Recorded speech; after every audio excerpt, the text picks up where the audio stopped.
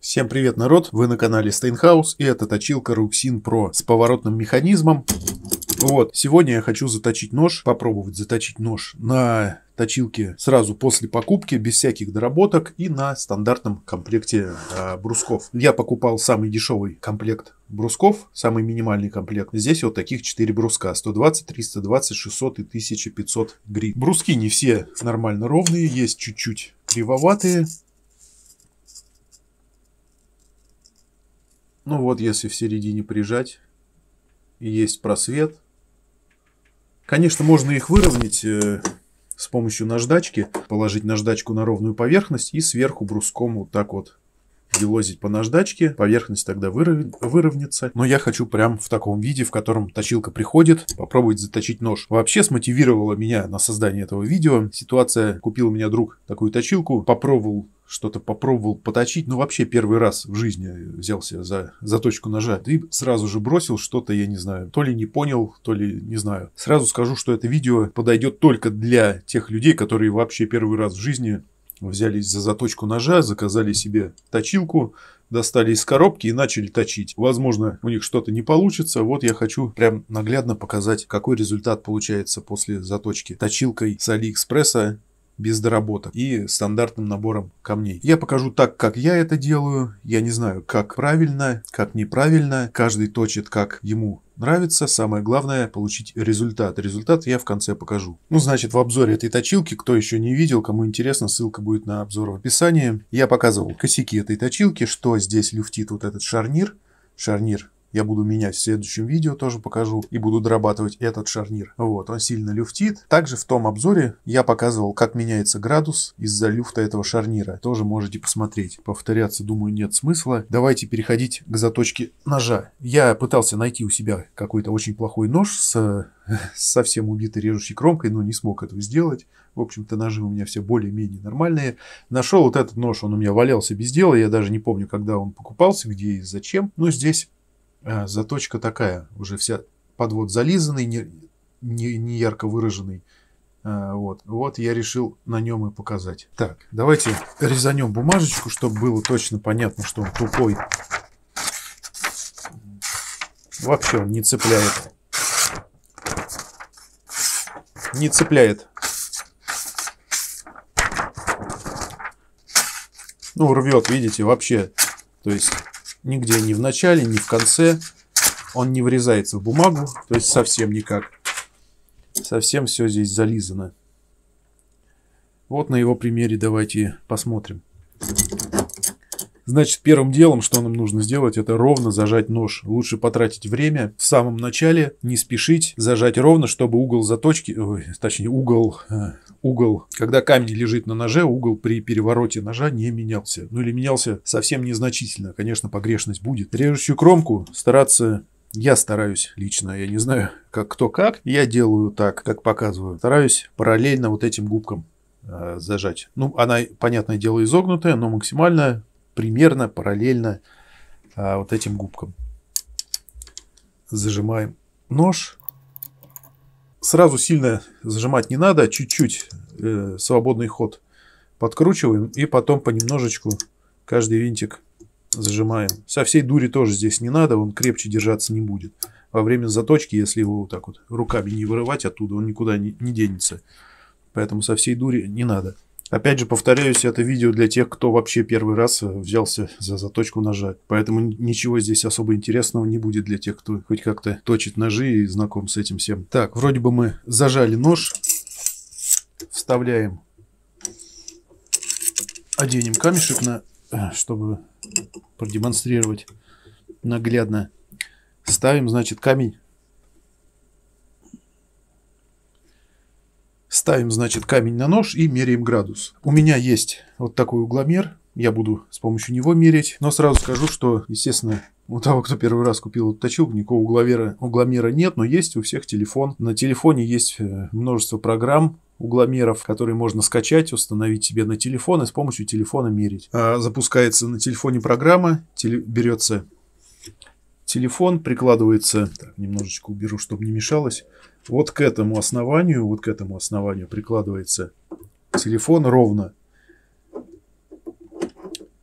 в приложении показывается угол. Нам нужно его сбросить на 0. Там будет кнопка «Сбросить». Сбрасываем угол. Получается у нас 0. После этого ставим на нож брусок со штангой, прикладываем этот же телефон и смотрим, какой у нас здесь показывает угол. Выставляем нужный угол с помощью подъема вверх-вниз вот этого шарнира. Это если вы знаете, какой угол вам нужен, на какой угол вы хотите заточить свой нож. Вот. Я буду использовать угломер. У него все те же функции, просто для меня это удобней. Он поменьше и всегда под рукой, не нужно доставать телефон. Ну, все то же самое. Точно так же я прикладываю угломер вот к этому основанию. Нажимаю на сброс. Так, мы обнулили угломер. Теперь ставим камень и смотрим, сколько у нас здесь градусов. Здесь у нас 24 градуса. Получается, если мы заточим нож, у нас будет полный угол 40 градусов. 20 с этой стороны и 20 с другой стороны. Давайте я заточу этот ножик на 35 градусов. Для этого нам нужно будет установить не 20, а 17,5. Для этого берем шарнир. Да, затягивать его лучше вот так вот немножечко пассатижами, потому что он будет елозить. У вас не хватит силы рук, чтобы его подтянуть так, чтобы он стоял на месте и не двигался. Вот так вот, не елозил во время заточки. Это может изменить угол. Так, вот видим у нас 25. Ведем вверх. Угол увеличивается. Опускаем вниз. Угол у нас уменьшается. То же самое показываться будет и на телефоне в приложении. Вот, все точно так же. Так, мне нужен угол 17,5.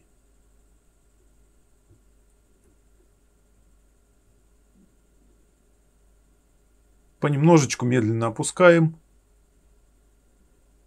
Так вот. Ну, грубо говоря, примерно попали.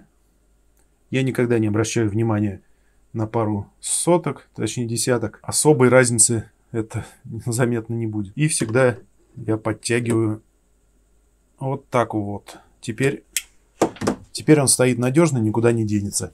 Ну, 17,4. Так, если переставить 17,3. Но все равно угол, видите, он чуть-чуть меняется на 1,2 градуса, потому что нож закругленный. Так, здесь у нас сколько покажет? 17,3. Ну, вот такой примерно разброс. Так, ладно, давайте посмотрим теперь, меняется ли у нас угол при перевороте ножа. Поставим, ну, будем мерить допустим, по центральному винту, чтобы ровно стояло. Посмотрим. Здесь у нас 17,3 показывает. Давайте перевернем ножик и посмотрим, что он будет. Ставим на то же место по центральному винту.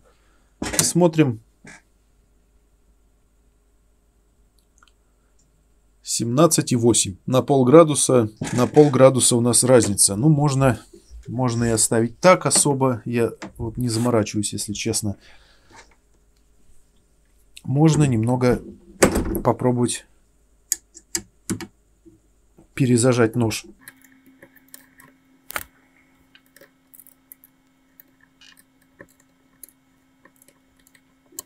Так, нож перезажали. Так, давайте снова померяем градус. Точно так же все устанавливаем. Ну, здесь уже показывает 18, потому что я нож сдвинул его немножечко. Или туда отодвинул, или на себя. Градус, естественно, меняется. Просто выставляем опять новый угол, который нам нужен. 17 примерно с половиной. Всегда нужно быть осторожным. Можно нечаянно, когда какие-то действия делаешь, задеть рукой об этот нож. У меня уже один раз такое было. Хорошо, что совсем чуть-чуть прикоснулся. Но надо всегда обращать внимание на этот нож. Всегда об этом помнить. Это самое главное. Так, ну вот, все. Так, поставили мы 17,5.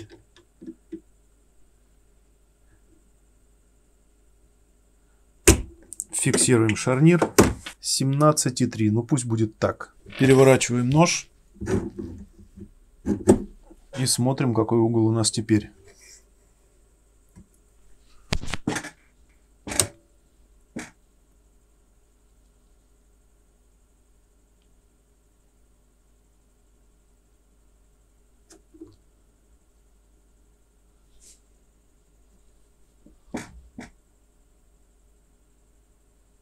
Ровно 17. Там было 17,3. 0,3. Ну, я считаю, что это ерунда, это погрешность. Каких-то 0,3 градуса он все равно у нас будет... Угол все равно у нас будет немного меняться на протяжении всей режущей кромки, так как она длинная, есть изгибы. Угол все равно, он, хочешь не хочешь, он будет чуть-чуть меняться. Вот здесь вообще 16,6.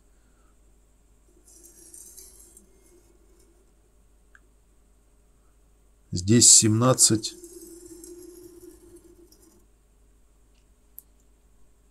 Здесь 17,7. То есть на 1 градус он меняется от начала до конца ножа. Вот. Ну, в принципе, мы добились максимально одинакового угла с обеих сторон при перевороте. Теперь можно и начинать затачивать. Лучше всегда потратить какое-то время на нормальную установку ножа, но зато получить нормальный результат. Берем сначала самый маленький по гритности брусок. Нам придется все-таки менять угол подвода. Я даже не знаю, какой он здесь был. Вот. Но я так предполагаю, что придется угол перетачивать. Самый маленький по гритности брусок, он будет снимать максимально много металла. Если бы нам не нужно было перетачивать угол ножа, а попасть просто в тот угол подвода, который здесь уже есть, можно было бы начать с бруска повыше, например, вот с этого, потому что не пришлось бы нам снимать металл, перетачивая угол, а просто затачивать уже угол, который есть. Вот. Можно даже и сейчас начать вот с этого бруска, который более мелкой зернистости, чем этот, но тогда придется дольше времени стачивать лишний металл, просто больше придется двигать им. Поэтому берем сначала брусок гритностью 120 из комплекта этой точилки. Да, и сразу, кстати, скажу, для тех, кто первый раз берется за точку ножа, лучше взять какой-то ненужный нож, на котором можно будет тренироваться несколько раз его затачивать, перетачивать, менять угол. Взять сразу какой-то дешевый нож, который не жалко выбросить, и тренироваться на нем. И не один раз его заточить, он начнет резать, а перетачивать несколько раз, менять угол и сравнивать. Нужна, в общем, практика, чтобы понять, как работают бруски, что каждый брусок дает, как лучше ими двигать, сколько ими нужно двигать, когда нужно менять брусок на следующий, когда нужно переворачивать этот нож. Это нужна просто практика, поэтому лучше взять ненужный нож и тренироваться на нем. Несколько раз менять углы и перетачивать. Только так можно что-то понять. Ну, грубо говоря, давайте начнем с самого меньшего бруска. Посмотрим чисто, как это все работает. Потом лучше сделать вот такую процедуру, взять любой маркер и прочертить по режущей кромке. Выделить ее маркером. Это нужно для того, чтобы... Когда мы будем сейчас водить этим камнем, мы сможем видеть, где стачивается металл. И также мы сможем увидеть, когда угол у нас уже получился. Если весь маркер стерся, значит металл весь стерся от самого начала подвода, вот здесь вот повыше, до самой нижней части, где вот режущая кромка. Легонько проведем камнем, чтобы посмотреть, как стирается маркер.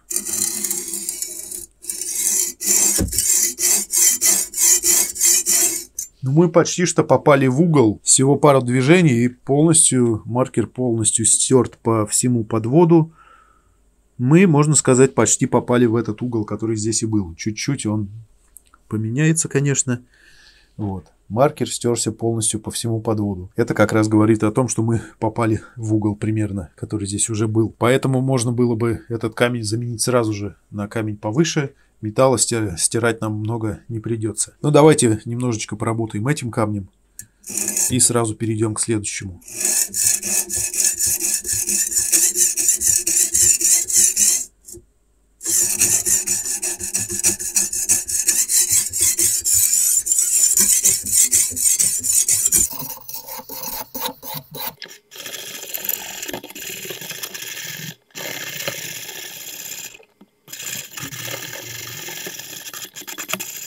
Двигать нужно без всякого нажатия. Больше металла этот камень не снимет, если сильнее сжать, и никак это не ускорит процесс. Поэтому легонько нужно вот так вот водить. Так, вот я смотрю, маркер весь маркер у меня снялся равномерно. Это значит, что угол у нас уже задан.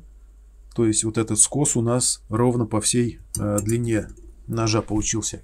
Вот. Но я сейчас вожу камнем по режущей кромке и ощущаю вот в этом месте небольшую шуршавость. Точнее, шуршавость здесь везде ощущается, но здесь как-то она больше выражена.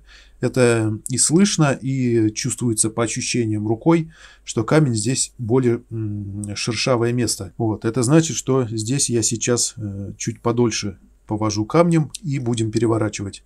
Потому что вот в этом месте камень стал уже более плавно ходить. То есть в начале, когда я начал точить этим камнем, по всей поверхности ощущения были такие, шуршавость была, в общем, шуршавость по всему камню. И по звуку, и по ощущениям руки. Сейчас же, как я уже поводил немножко, шуршавость в этом месте, она пропала. Здесь, ну, прям вы почувствуете, более мягко так стало ездить. А вот здесь шершавость осталась. Поэтому я здесь повожу сейчас еще немножко.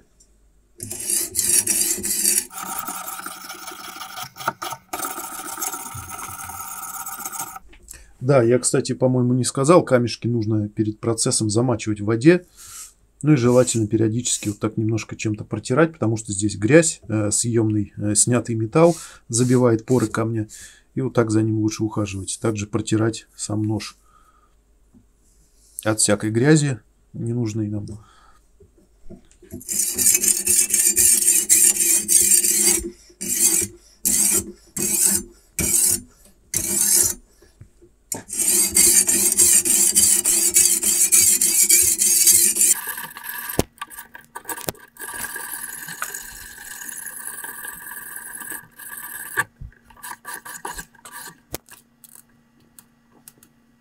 Так, ну все, шуршавость вроде бы пропала. По ощущениям она стала более плавная, так же как здесь. Теперь можно и перевернуть ножик. Небольшой заусенчик появился на той стороне.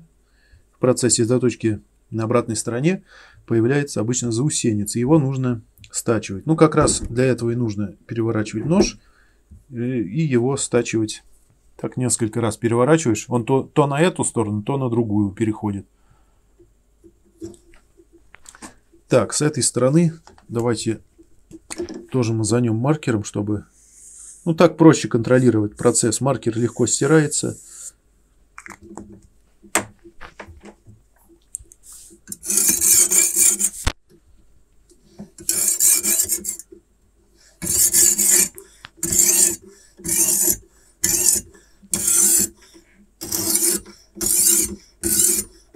Так, с этой стороны, я смотрю, тоже мы прям почти попали в угол.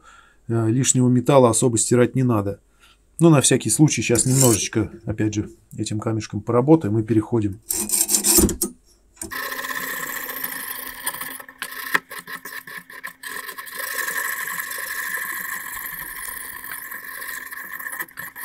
Так, ну, в общем-то и все. Здесь особой шуршавости я не ощущаю сильной.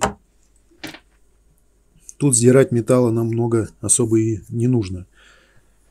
Вот по поводу вот этого кончика, здесь подвод будет чуть немного потолще, потому что угол здесь, ну, нож закругляется, и здесь чуть-чуть угол получается другой. Плюс при нажатии на него немножечко он прогибается, кончик. Так, вот этот кончик. Немного он прогибается. И сам кончик ножа прогибается, и здесь небольшой люфт все-таки присутствует. Ну, он совсем незначительный, конечно, но есть, тем не менее. Ну вот и заусенец перешел на ту сторону. Так, теперь меняем камень на гритность, на одну ступень выше по гритности. Этот у нас 320. Да, кстати, еще что могу сказать сразу. После покупки этих камней, ну, в комплекте с точилкой, в данном случае они идут. Вот здесь написана их гритность. Лучше сразу взять и вот здесь с другой стороны ее нацарапать. Не написать маркером, а нацарапать какой-то иголкой, ножом, выцарапать на этом пластике. Это лучше сделать сразу, потому что чуть-чуть поточив это все, вся эта надпись сотрется, и вы не будете знать, какой гритности у вас камень. Это лучше сделать, опять же, повторюсь, сразу после покупки, потому что потом можно или забыть, или полениться, и когда уже... Ну, потом уже будет поздно, когда все это сотрется. Вот, такой небольшая подсказка. Так, теперь этим камнем с меньшей зернистостью мы, грубо говоря, снимаем царапки, которые сделал камень с большей зернистостью. То есть, когда мы вводим на подводе получаются такие царапинки. То есть шершавость такая, царапинки, которые выцарапывают зерна того камня. Здесь эти зерна меньше, они должны сточить те царапинки и сделать их более маленькими, тоненькими. Вот так это работает. Нам нужно царапинки от того камня уменьшить этим.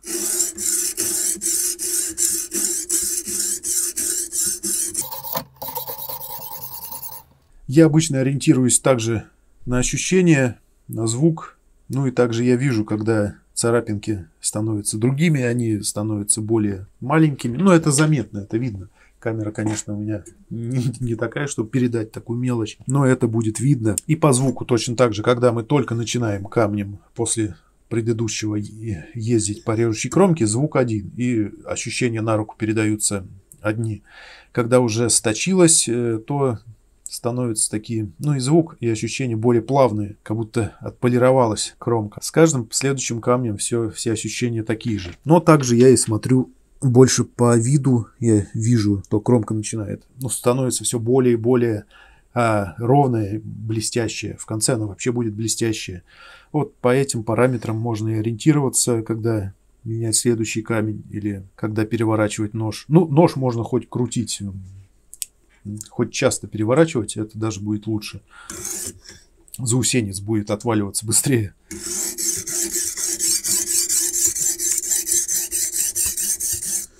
Ну, также, конечно, можно и сейчас, хотя это особо уже не нужно, но так, для новичков, чтобы видеть наглядно, так, не попадаю, чтобы видеть наглядно, что у нас происходит, можно, опять же, намазать маркером, но он сразу же при первом проводе стирается, ну, для лучшего контроля того, что мы делаем.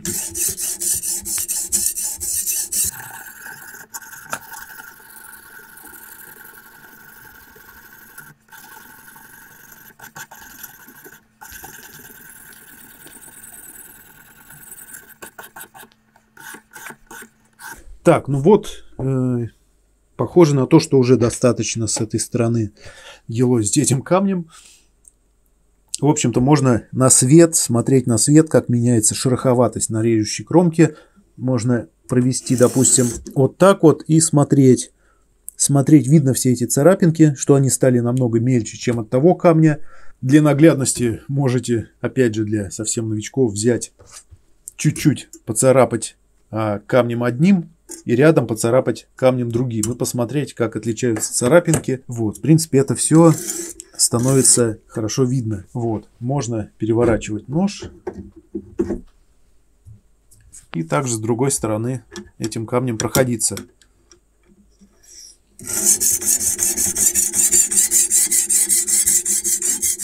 Ощущается, когда только первый раз проходишь по режущей кромке от прошлого камня, более шершавый звук такой. Когда уже прошлись по ней, если проходиться снова с самого начала, более плавная такая шершавость.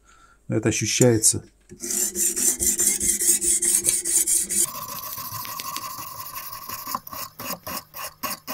На самом кончике главное не заваливать вот так вот, потому что при сходе с кончика хочется завалить вот так камень и черкануть. Не надо так делать, нужно держать горизонтально.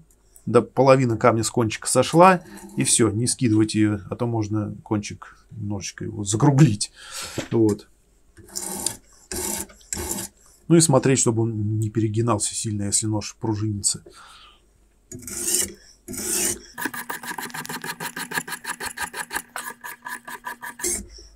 Вот так, если медленно проводить и смотреть, прям видно, как каждый провод оставляет новые царапинки.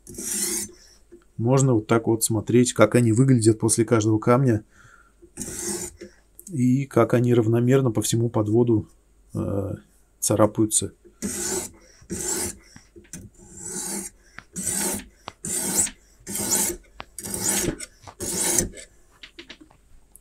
Так, ну здесь тоже, похоже, достаточно.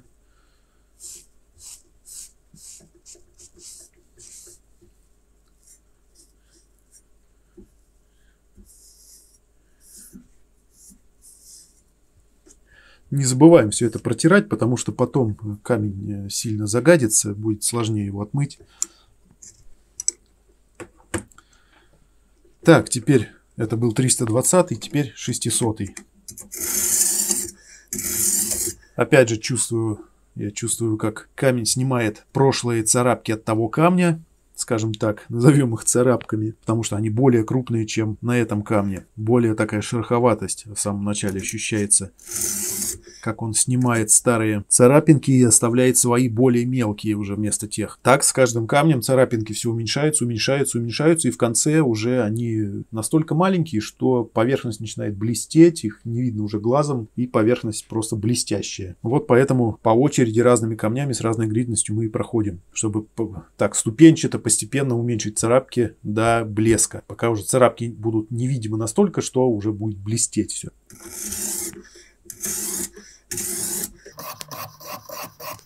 Вот я провожу и вижу, как новые царапки отличаются от тех, которые где я еще не провел. Они более мелкие, более плавные и более, можно сказать, ну не блестит, но приближается к блеску уже. Вот.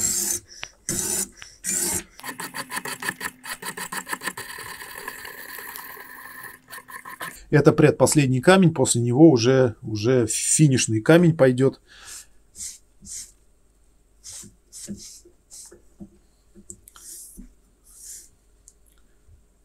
Так, заусенчик до сих пор еще остается. Нажимать не надо, давить не нужно. Нам уже не нужно снимать металл абсолютно никакой. Нам нужно отполировать старые после того камня вот эти вот царапки.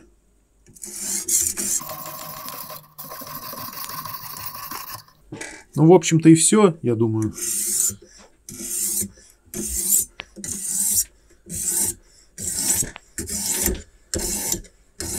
Сколько нужно водить каждым камнем, как я уже сказал, по ощущениям. Это даже видно по вот этим царапинкам на режущей кромке. Их видно, какие они после того камня и какие они становятся после следующего камня. Даже когда вот пол ножа следующим камнем заточили, царапинки от предыдущего, они отличаются. Это видно. В общем, нужна практика, как я уже сказал, нужно взять ненужный нож дешевый и на нем тренироваться. Заточили, прекрасно бумагу режет, все отлично, отличная заточка. Берем и перетачиваем угол заново. Чуть-чуть меняем угол и перетачиваем его, чтобы понять, как это все работает, какие ощущения мы получаем при заточке. Так, теперь переворачиваем. Так, я что-то уже и не помню, здесь я проходился им или нет. Похоже, что нет.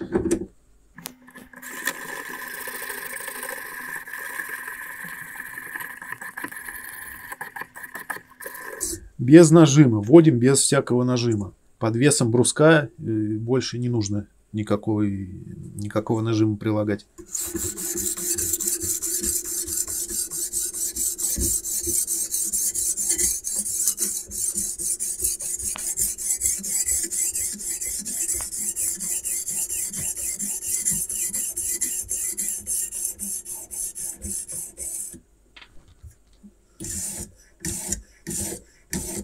Так, ну и все.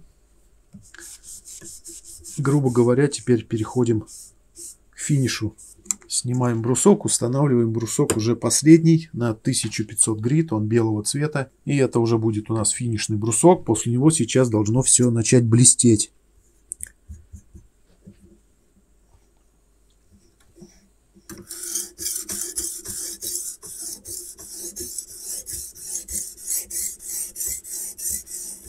Точно так же ощущается, где я им сейчас с середины начал прошелся. Здесь уже такая плавно он так идет, и по ощущениям, по звуку прям плавно.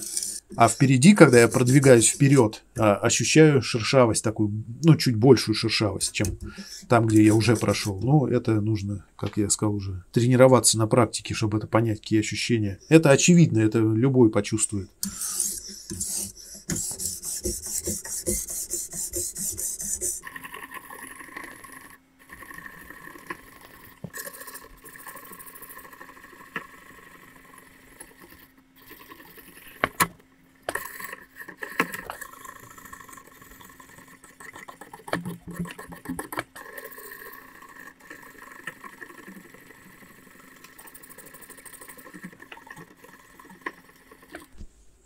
Так, ну, знаете, что я скажу?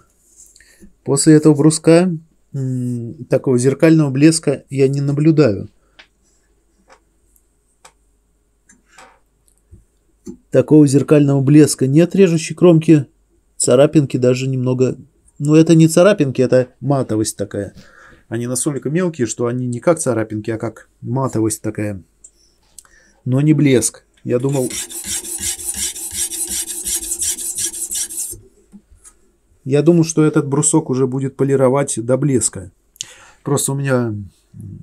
Я покупал точилку Ruxin Pro какой-то старой версии. С ней тоже такие же камни шли. Вот этот брусок белый, он у меня полировал. Ну и сейчас полирует до блеска. Вот он, этот брусок у меня беленький. Тот же самый.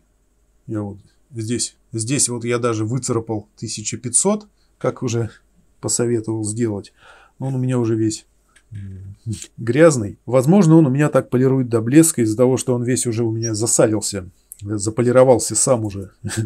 Вот, а этот свежий. Возможно, из-за этого. Потому что бруски точно такие же от Ruxin были. Вот, ну ладно, я не буду сейчас использовать свой брусок, который до блеска заполировывает. Покажу, мы же все-таки затачиваем нож тем, что есть в комплекте, самым минимальным. Вот, посмотрим, как он после этого будет резать.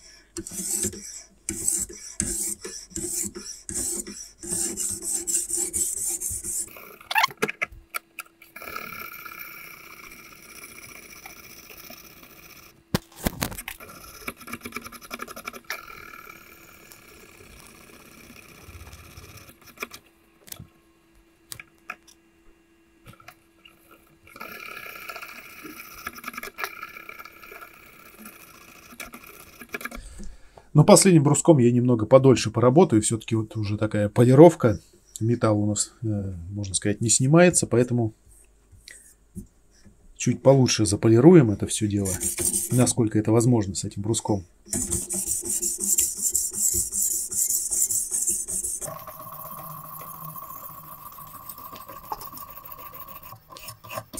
Ну да, по поводу движений, я делаю такие движения вперед-назад, продвигающиеся. Не то, что на одном месте, а вот так вот вперед-назад, вперед, чуть дальше еще, назад, вперед еще дальше, чем в прошлый раз, назад, еще вперед, чуть дальше, назад. Ну, примерно вот так вот. Можно, конечно, сидеть вот так вот, выглаживать медленно, но это дольше.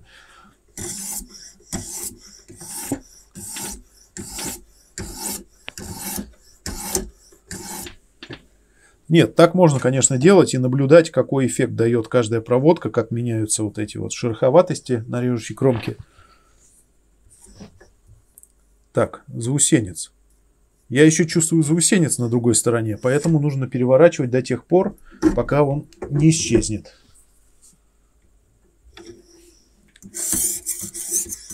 Пока этот заусенец не отвалится и не перестанет образовываться.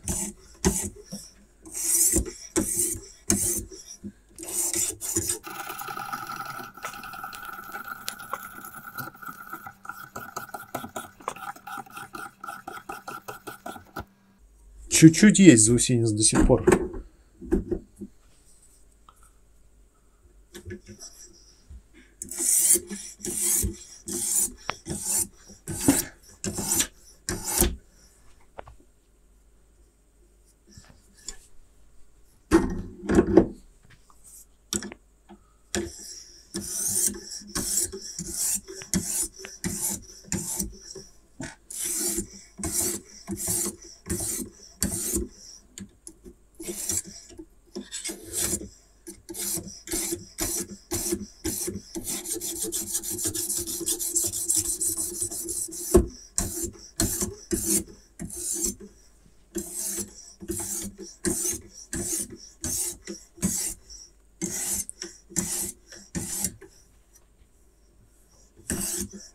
Так, ну все, похоже, заусенец уже перестал появляться. Сейчас еще немножко.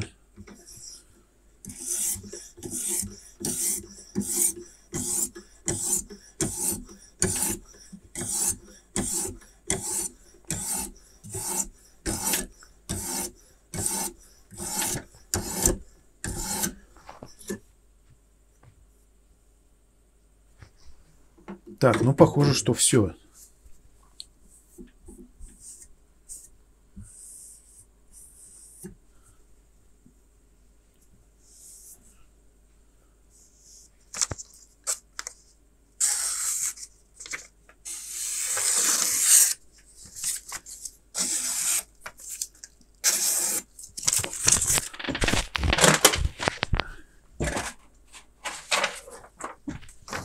Так, бумагу режет.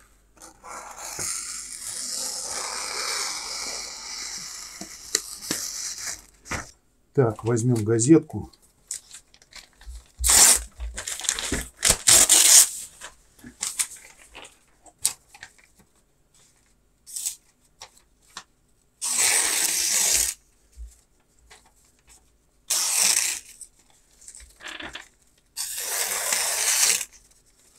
Так, и газетку режет.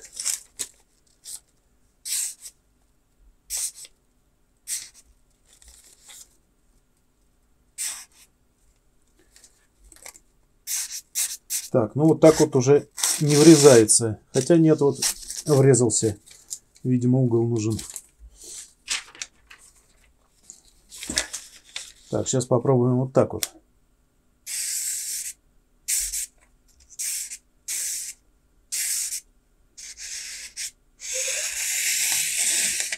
Ну, очень плохо. Неохотно он врезается. Неохотно врезается, но так газетку режет. Так, вот чувствую, я не хватает чуть-чуть еще подточить. Так, то ли заусенец там еще остался, то ли что.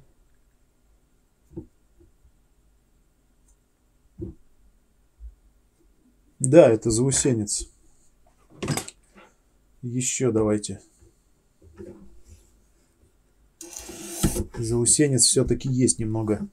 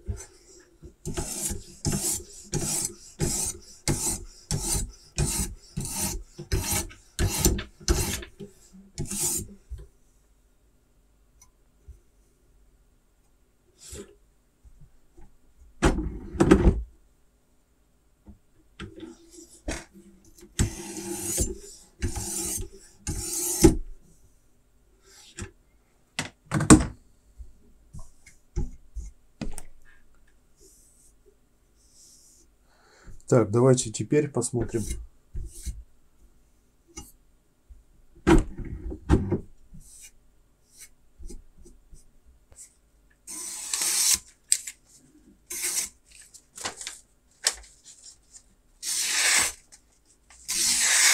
Этот заусенец нужно всегда снимать, всегда лучше потратить время, посидеть.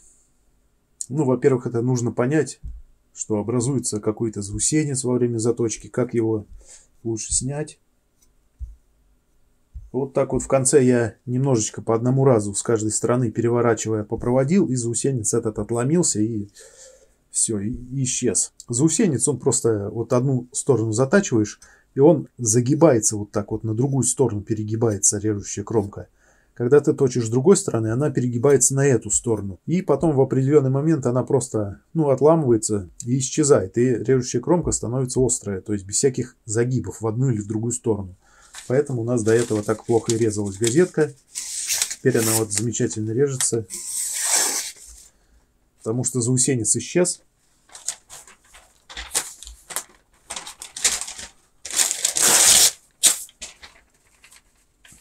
Так.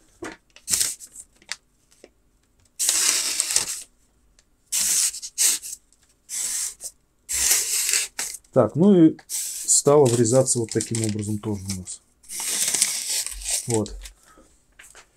В общем-то все. С помощью стандартных камней и с лифтящим шарниром прекрасно можно затачивать ножи до очень хорошей остроты. То есть точилка бюджетная, из коробки она работает. В принципе, можно ей затачивать ножи. Но если хочется чего-то большего, ну как большего, что улучшить ее. А если этот процесс очень понравится, захочется его, улучшать, можно купить какие-то камешки получше. Ну, то есть, как я сейчас уже понял, вот этого камня, где он у меня? Вот этого камня не хватает, чтобы сделать блестящую режущую кромку. Хотя я говорю, вот тот же самый камень от этой компании, 1500 от прошлой точилки у меня. Он, если я им сейчас проведу, он сделает блестящую кромку. Но я так подозреваю, это из-за того, что я им очень много работал. И он уже прям гладкий, как стекло стал. Это все-таки шуршавый. Он тоже со временем засалится, вот так вот сам сполируется. Возможно, тоже станет таким же. Вот. Но можно прикупить еще какую-нибудь гритность повыше. Плюс шарнир можно заменить, чтобы он не люфтил. Я в следующем видео покажу. Также есть, это не знаю, как сказать, это нужно особо или не нужно. В прошлой точилке я это делал. Да, в принципе, и в этой не помешало бы. Видите, остается часть камня не задействована в заточке. А если бы режущая кромка, точнее вот нож был поуже и не выпирал бы настолько из губок, то здесь еще больше было бы камня не задействовано. Можно отнести вот эту штангу чуть дальше, чтобы весь камень вот так вот, видите, он уже здесь упирается, я не могу продвинуть его дальше, чтобы он не упирался, а чуть дальше этот шарнир, чтобы стоял. Возможно, я тоже это сделаю. Возможно, сделаю, да. Прям бросается это в глаза. Вот, собственно, заточили мы нож до отличной остроты.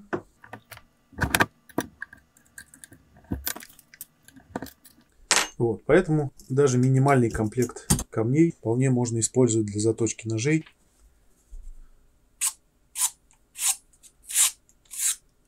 И вот так вот шинковать бумажки. Как бумажки, так и газетки.